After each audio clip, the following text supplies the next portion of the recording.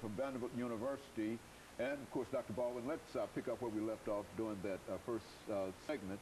And I think that you outlined about 4 areas in which you believe Dr. Martin Luther King's prayer life played a significant part in his overall ministry. That's right. And so let's talk about those 4 areas for our audience this morning.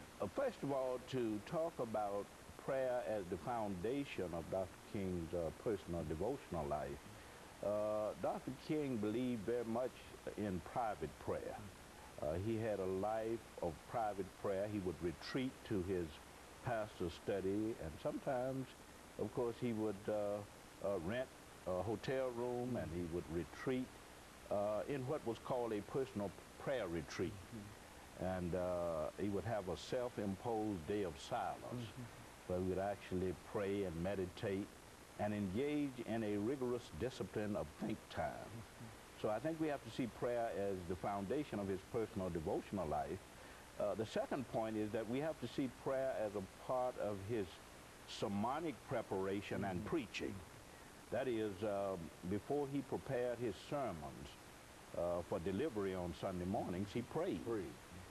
He prayed during the preparation of the sermons. He prayed at the beginnings of sermons, at the endings of sermons.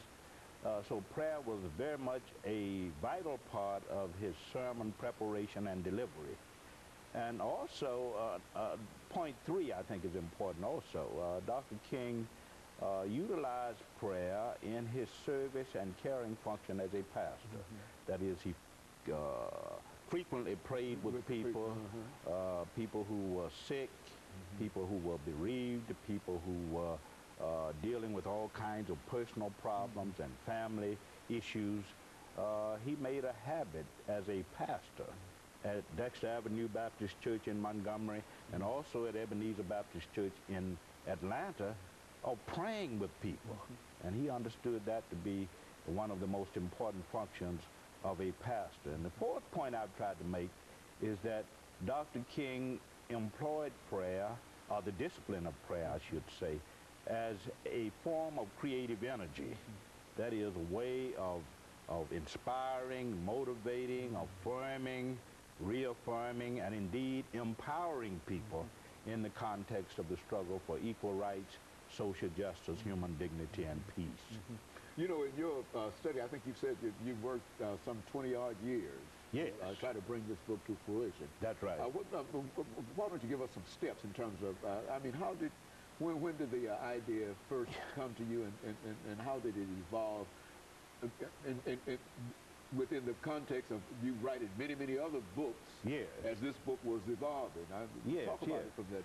Well, I published my first article on Dr. King, I think, in 1984, and that article looked at the, really explored the cultural roots of his religion and his theology. At that particular point, I began to collect Dr. King's prayers, 1984, so that's been about 26 years now. And I started thinking more seriously about his spirituality, because I think in order to understand Dr. King as a social activist or as a civil rights leader, you have to understand his spirituality, because